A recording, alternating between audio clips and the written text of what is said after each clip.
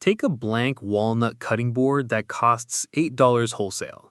Put it under a CO2 laser for 12 minutes with a customer's name and a wedding date. Sand it lightly, wipe it with mineral oil, and put it in a craft paper box with a ribbon. It retails for $55. The machine costs $4,000. The software costs $60. The ventilation system costs $400. The design took 8 minutes to prepare. The customer found you on Etsy. That transaction is why laser engraving has become one of the most aggressively marketed small business opportunities of the past decade. The margin on the individual item looks extraordinary. The barrier to entry looks low. The products look premium, and the platforms to sell them are already built. What the marketing around this industry consistently fails to explain is what happens between that first transaction and the business that pays its owner a salary, services its equipment, handles growth, and still makes sense at the end of the year. The laser engraving industry in the United States has grown substantially since affordable CO2 and diode laser systems entered the consumer and prosumer market around 2017 and accelerated through the pandemic years when craft and small manufacturing businesses saw their strongest demand in a generation. The machines themselves have improved dramatically in that period. What was a $5,000 machine in 2018 has been replaced by machines with superior speed, accuracy, and software integration at less than half the price. Diode lasers capable of cutting thin wood and engraving a wide range of materials now sell for under $400.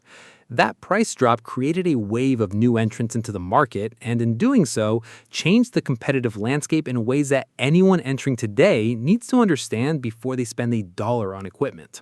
Before anything else in the economics, you need to understand that laser engraving is not a single technology. It is a category that contains at least 3 fundamentally different types of systems, each with different capabilities, different ideal materials, different speed profiles, different maintenance requirements, and different applications. The machine you buy defines the products you can make, and the products you can make define the customers you can serve and the margins you can charge. Choosing the wrong laser type for the business you want to build is the single most expensive mistake in this industry, and it is made frequently by people who chose based on price rather than on fit. Diode lasers are the entry-level category. These are machines that use a semiconductor diode as the light source, typically in the 5 to 20 watt output range for consumer and prosumer models. Brands like Xtool, SculptFun, Ortur, and NEJE dominate this segment. A capable diode laser system with a 10 watt optical output sells for $300 to $800. These machines can engrave wood, bamboo, leather, anodized aluminum, coated metals, dark-colored acrylics, and slate. They can cut thin plywood and basswood in the 3 to 6 millimeter range with multiple passes. They cannot engrave clear acrylic effectively. They cannot cut or mark bare stainless steel or aluminum without specialized coatings. Their work area is typically limited to around 400 by 400 millimeters on entry-level models, and most are open frame designs that require a ventilation enclosure to be operated safely indoors. The per-unit economics of diode laser work are attractive because the machine cost is low and the consumable cost is nearly zero beyond the materials themselves.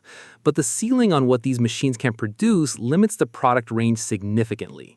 An operator building a business on a $400 diode laser is building a business in a heavily saturated product category, competing with every other diode laser operator in the country on Etsy and similar platforms, and working at production speeds that make meaningful scale difficult without additional machines.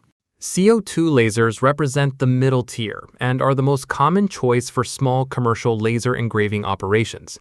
These machines use a carbon dioxide gas tube to generate the laser beam, typically at a wavelength of 10.6 micrometers, which is highly effective on wood, acrylic, leather, fabric, glass, rubber, and coated metals. The machines that serious small shops actually use are systems like the Xtool P2, the OM Tech 60 watt, the Thunder Laser Nova series, and the Boss laser systems. The price range for a production-capable CO2 laser with a meaningful work area and reliable build quality starts at around $3,000 and extends to $15,000 for machines with larger beds, faster gantries, and more durable tubes. The Glowforge deserves specific discussion because it is the CO2 laser that most new operators encounter first through marketing. Glowforge systems, particularly the Glowforge Pro at just under $6,000, have been sold heavily on the promise of ease of use. The machine itself is competent. The constraint is the operational model. Glowforge requires an internet connection to function for most of its design workflow.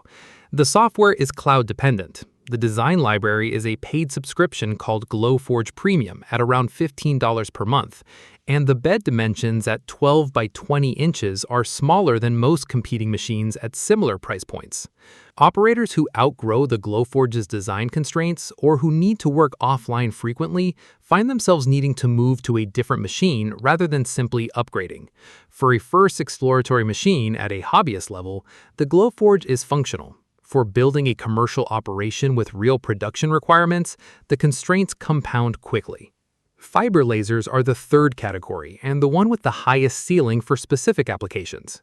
These machines use a fiber optic cable seeded with rare earth elements to generate a laser beam in the 1064 nanometer range, which is highly effective on bare metals, including stainless steel, aluminum, titanium, copper, brass, and gold.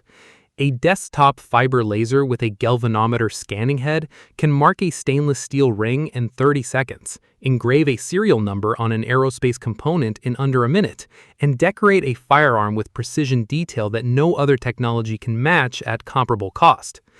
Entry-level desktop fiber lasers from Chinese manufacturers using Rakis or JPT source units now sell for around $3,000 to $6,000.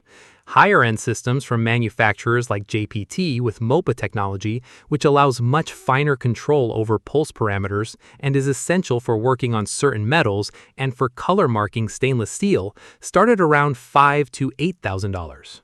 The fiber laser market has a legitimate premium pricing structure that the diode and CO2 markets are losing.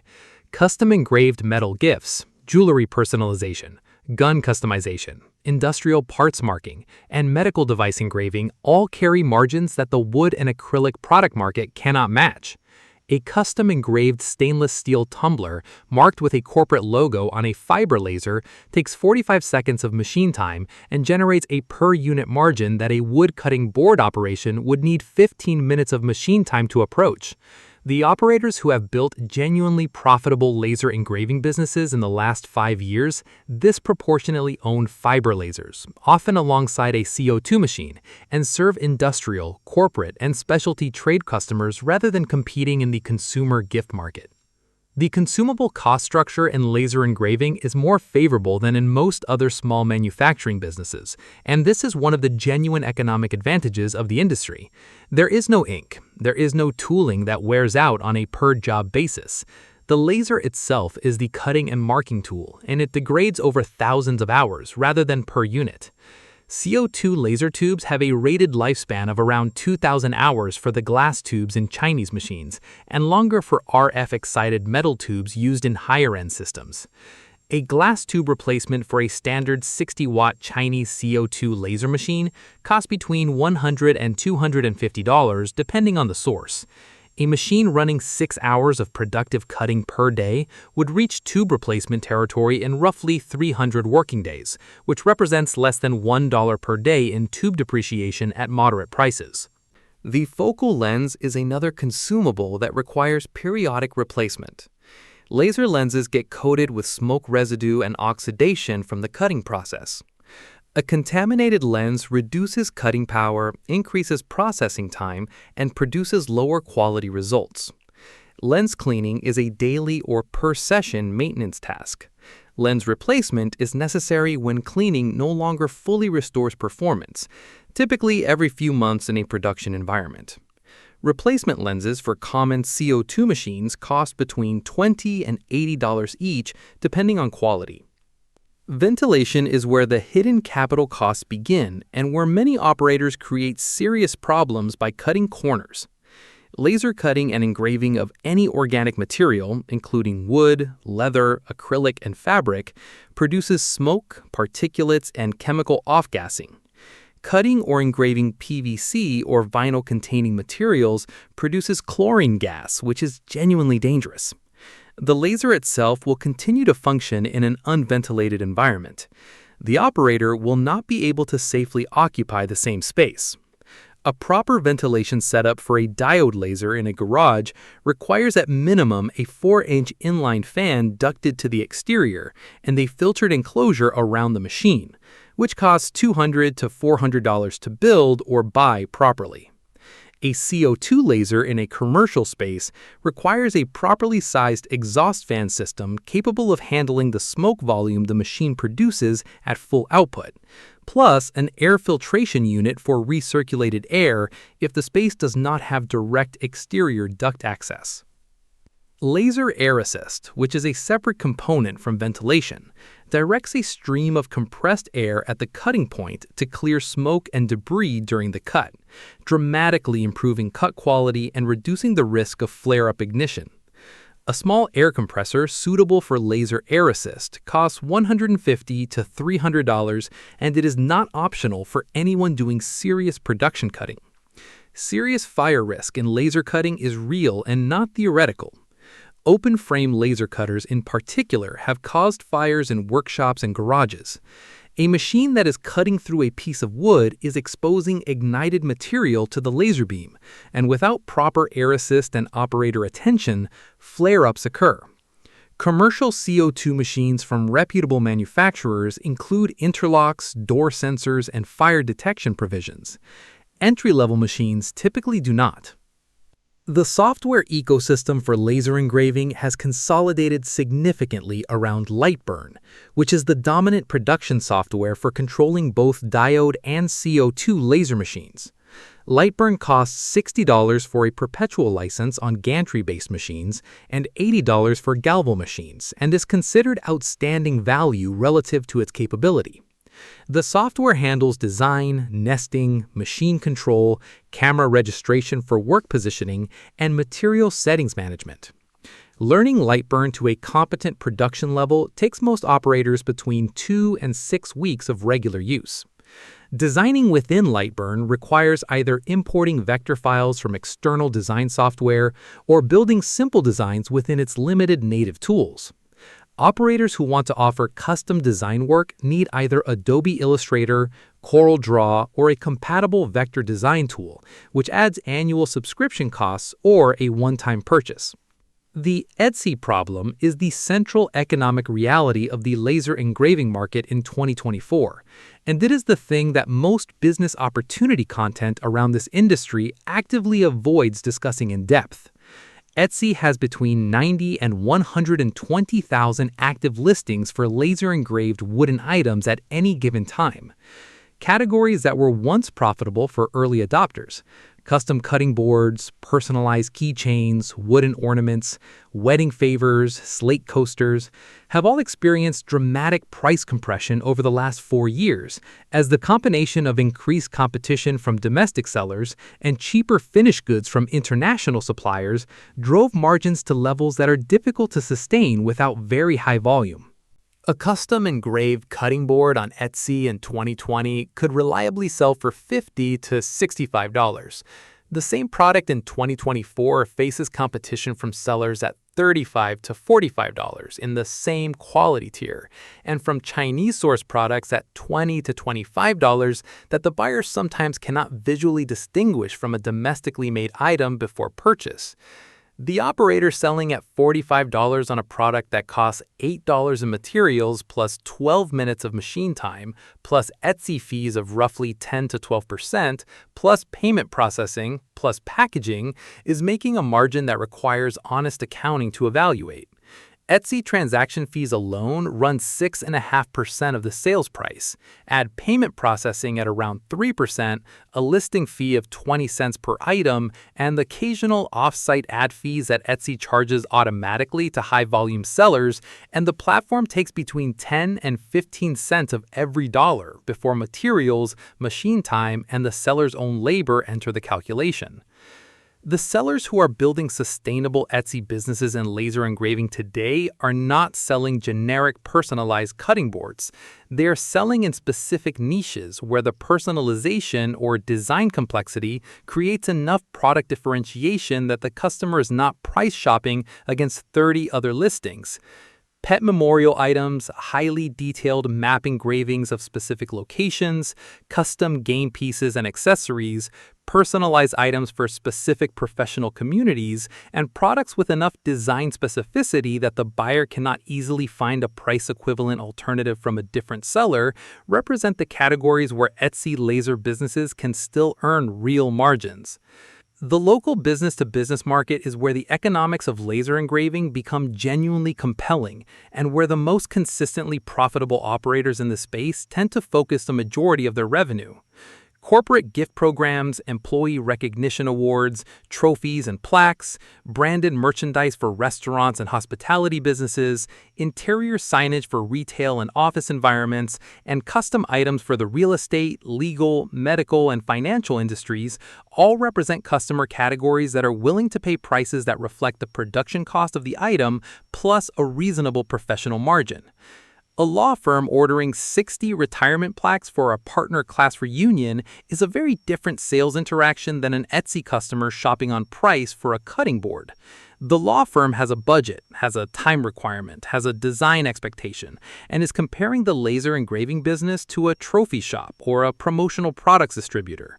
The laser engraving business that can handle that order reliably, deliver it on time, and produce it at a quality level that matches the professional context of the end use is competing in a market where 40% margins are normal and where repeat business is a realistic expectation. That same firm needs plaques again next year, and for the retirement events after that, and for the new partner plaques whenever that class is named. The wedding industry supply represents another B2B adjacent market where laser engraving businesses find sustainable revenue. The wedding market is large, has strong pricing, and has customers who expect to pay for quality and personalization. A wedding photographer who buys custom engraved USB boxes for client deliveries, a wedding planner who sources personalized gift sets for venue relationships, a florist who wants custom engraved wooden tags for arrangement packages, and a caterer who offers engraved serving board rentals are all potential wholesale or recurring customers. The operator who develops 5 or 6 of these relationships is building a revenue floor that is not subject to Etsy algorithm changes, competing seller underpricing, or platform policy shifts. The per-hour economics of a laser engraving business depend entirely on what the machine is doing in that hour and what it is producing. A CO2 laser doing detailed photo engraving on a wooden board runs at a speed that produces perhaps 4 finished units per hour. A fiber laser marking stainless steel tags at 30 seconds each produces over 100 units per hour. A CO2 laser cutting acrylic shapes from a sheet might produce 40 to 60 units per hour depending on the part size. The operator who sets their pricing model based on a general per-item rate without accounting for machine speed is frequently underpricing some jobs and overpricing others, which means losing the jobs where competitors with accurate costing are more aggressive and retaining the jobs where the margin should be higher. A simplified but workable cost model for a CO2 laser business starts with the machine amortization. A $4,000 machine running 5 hours productive hours per day, 250 days per year, has 1,250 hours of annual productive time. At a 4-year amortization period, the machine contributes roughly 80 cents per productive hour in equipment cost.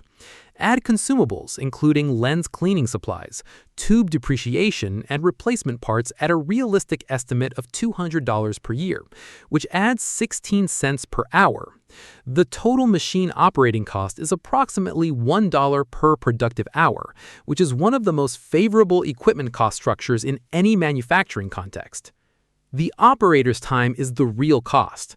A single-operator laser engraving business that produces 20 finished custom items per day across 5 hours of machine time, including 2 additional hours of design preparation, customer communication, packaging, and shipping, is spending 7 hours of labor to generate 20 units of finished custom product. If those 20 units average $35 each in revenue, the daily revenue is $700. Subtract materials at an average of $8 per unit, machine operating cost at $5 for the day, platform fees and shipping materials at roughly $60, and the gross margin is $400 for the day. That $400 gross margin covers the operator's labor for 7 hours, plus any overhead. For an operator working alone out of a garage with no separate rent, that is a reasonable and financially viable operation. For an operator paying rent on a commercial space, insurance, equipment financing, and a second employee, the math looks substantially different. The business model that consistently fails in this industry follows a pattern that is almost identical across the operators who have gone through it. Machine purchased based on excitement rather than business analysis. Etsy shop opened with a catalog of popular laser items. Initial sales from friends, family, and the organic SEO advantage of a new listing on a platform with active search traffic. Gradual recognition that the volume of orders needed to generate meaningful income requires either a substantial increase in traffic, a reduction in prices, or both.